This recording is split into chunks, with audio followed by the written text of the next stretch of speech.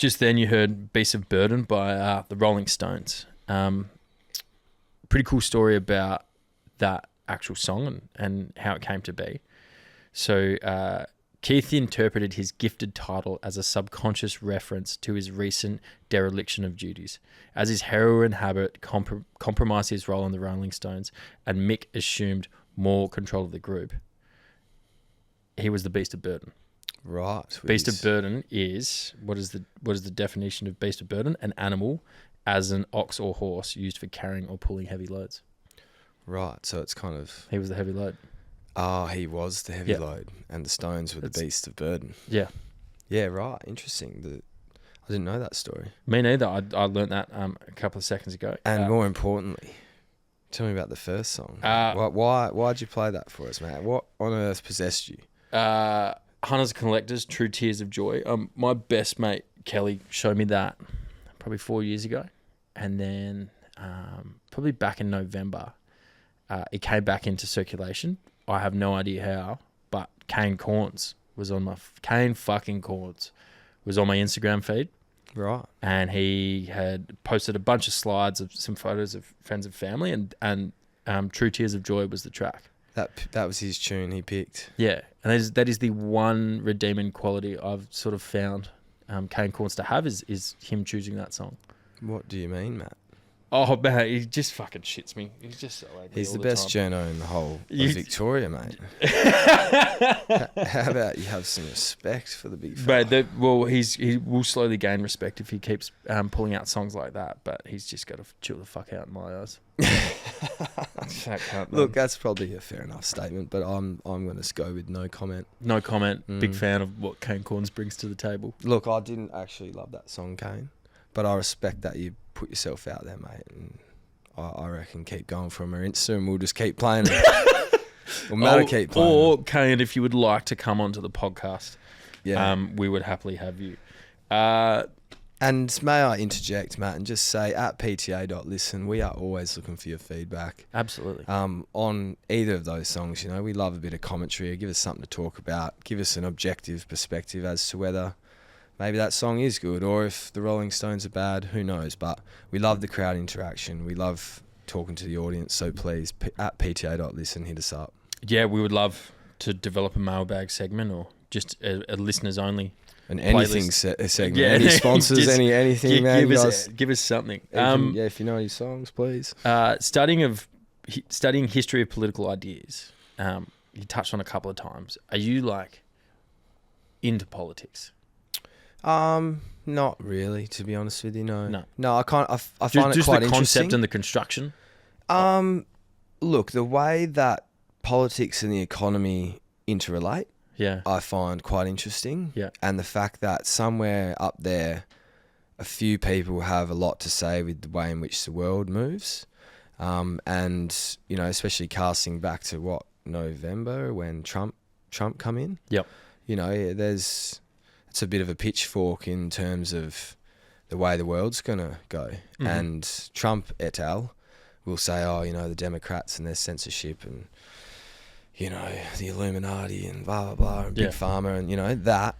Or, conversely, and who knows what's right, it might be space and space exploration, mining and economy. Owning space. Who knows what the Republicans might be on. But either way, there's a big pitchfork in the road, and within those political systems and capitalistic systems, which is money, and that is what decides where the world goes. And I find that really interesting. And there's one guy who's probably worth mentioning in that topic, and I haven't studied him at university. Yeah.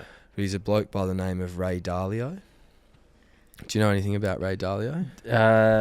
I've just got his Wikipedia up on the screen now. Thank you to Dan. And that is the sentence I just read then is the most I've never heard the name. And maybe that's a reflection of what I'm consuming. Look, I memes don't know. from you and NBA highlights, and that's it.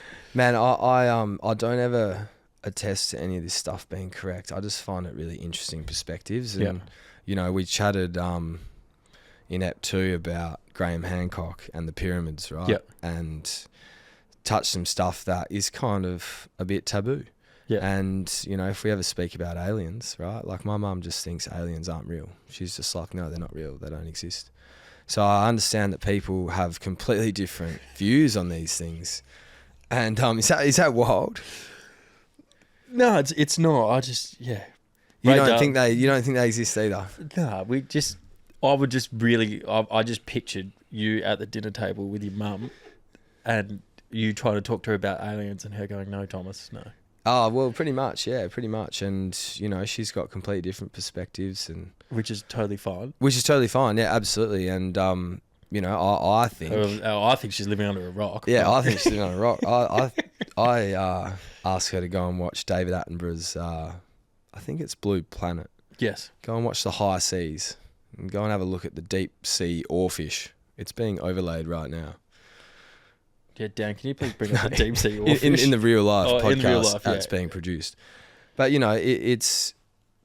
These deep sea animals are having an experience underwater that is so far from what we're experiencing. And someone will ask, you know, do you believe in aliens? You know, it's like, well, what is that? Yeah. What is that thing under the ocean doing that each day? What is that doing? But look, back to Ray Dalio. It's get the oarfish up. Deep sea oarfish, OAR. Yeah, I need to see this before we talk about Ray Dalio. It's like a 15 great time or to 10 interject meter a long. sponsor if we had one. Yeah, shout out You're Shimano. kidding me. We're gonna we'll click this up. Is that it? That's nothing, brother. You haven't seen nothing. Dan, can you just go to Google Images and get an image up? Not a video. Images. No, I won't do it justice, man. This 10 meter long oarfish like emerges from the darkness and it only moves up and down with its like centipede like little spines, and it's silver. It's just the most foreign looking thing ever. And I feel like there's aliens on our planet, you know? It's like when a fly lands on you, it's like, what is that thing? Yeah. What is the experience, its consciousness it's having? That's a beautiful animal. And That it can is only a move up beautiful- and down. Look at it, man. Comes from like the depths of the sea. And it rocks up, man, and does something funny, and then off it goes. So what's drawn you to Ray Dalio? Look, Ray Dalio he's a hedge fund manager.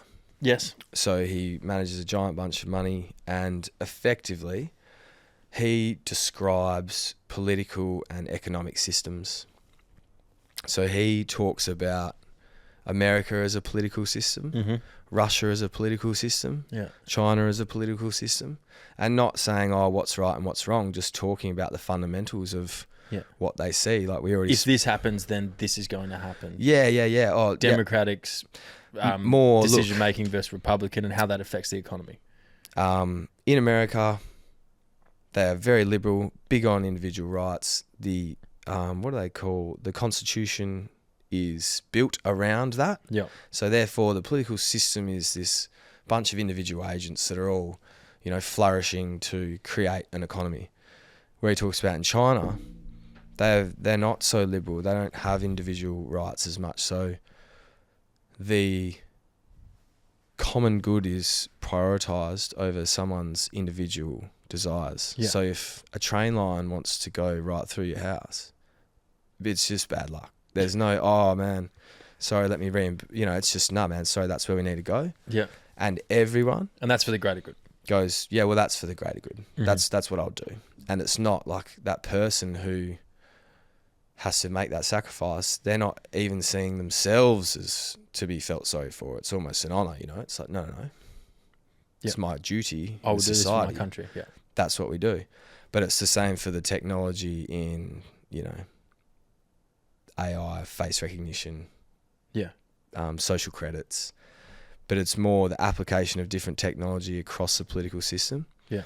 And then he talks about the that's way what Ray in Dalio which, touches on. So he talks about, and then the way in which they all interact. So that's a bit more, if this happens, then that happens, and how they're codependent and how the reserve currency works and what happens when China buys their debt. And so effectively he talks about the changing world order. Yeah. Not as a significant event happening in two years, which he kind of suggests, but when you think about the interaction of all the political and economic systems, but generally is a thing that keeps happening every X amount of years forever. and it's happened in the Chinese Empire. You know, sort of people have ruled the world for thousands of years, and he talks about the fundamental economic and political sort of functions that occur in that soup. And I think he's got a bit of a husky type voice. He can be a little bit hard to listen to, but he's a really smart man, and he talks in a really considered manner and without bias and without interpretation. He just talks objectively about the systems that govern sort of the events, and I find that really interesting and a really cool place, contemporary place to start if you're interested in politics or economics. Like, mind-blowing stuff for me, and something that I need to get into more, because I kind of just avoid it. Like, US election, I'm just like, I get it, and so many people are affected by these decisions. However, me consuming it on the daily, I just get so tired of it. Oh, I'm with you. And to be fair, it is ignorable because it's uncontrollable. Yeah. Really. You can't control a lot of it. And money and capitalism has gone so far. You know, these different countries have gone so far. Of course, you can cast a vote in theory, but you're right. There has to be a healthy amount of, let's research this. Let's critically think about it. Let's make a decision. Yeah. And then let's accept whatever happens. Because otherwise that's when you lose your life to anti-vax, keto. Yeah. Who knows, man? Like, damn, you lose your life to the carnivore diet. Yeah, exactly. I will say that is true. Dan looks fantastic. Shout out Dan. Shout out Backchat. Looking amazing. Yeah, that's it. Rig shot above. But no, I think that's a great place to start, and I think that broadly that's interesting for me in the way that it informs you the way the world works without, you know, giving you an idea or some propaganda on what you should think. In his own political and social leanings, he kind of just touches on things categorically, what they are. Yeah, exactly. So obviously he's an investor. He has ideas about what he thinks is going to unfold, and that's I'd love to give him some money to invest because I think his worldview is really on. But yeah, he just talks about the interactions between them. And I think that understanding the economic implications of those kind of things are at least the interesting part that can bring value to your life if you can get ahead of them. Yeah, man. You touched on Ray Dalio saying that there might be something happening in 2 years. Oh, look. Or are we going to leave that? Nah, it's just more within his commentary of, like, he tries to keep his opinions to himself, but when he talks about an economy that has too much debt, you know, there's an obvious parallel. Yeah. When he talks about, you know, a war machine of a country who needs to keep their economy going, he talks about an invasion. So he kind of, you can derive what he might think's going to happen. You can tell what he thinks is going to happen, and he talks about a changing world order. But the reality is he knows he doesn't know what's happening. Yeah. No one does. So he can just look at patterns. He just looks and describes the patterns that happen in history and relates them all, and he sort of lines them all up. There's obviously a number of different variables. I think one's, you know, economic performance. Yeah. One might be available healthy food for people. It's just like these general broad measurements of how societies are doing over periods of time throughout history, and then through that you can sort of critically think your way forward. Huge. We've gone from the oarfish. The oarfish, yeah. Sorry Cane about that. Corns and Ray Dalio, but he's someone I've got to research because that's some pretty interesting stuff. It's some pretty cool stuff, but I think I'll have some better stuff for you after the break, Matt. We're going to go a little bit more spiritual. We're going to go a little bit more. Stop trying to get ahead. Let's just consume something that makes you feel better in yourself. Let's pull ourselves towards ourselves. Yeah. I think that'll be the next piece of media. You've got 2 songs for me. We'll be right back.